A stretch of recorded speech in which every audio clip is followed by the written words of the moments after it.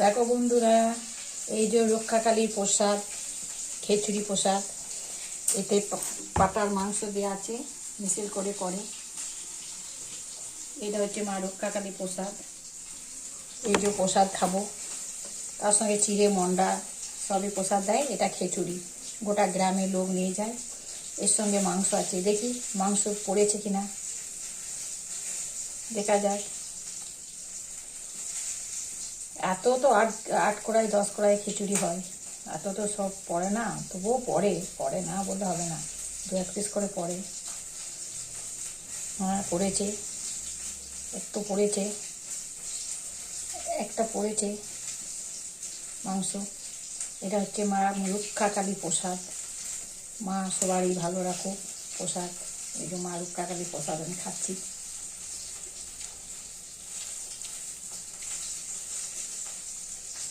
ভালোই হয় মা রক্ষাকালী প্রসাদ, গোটা গ্রামের লোক নিয়ে যায়।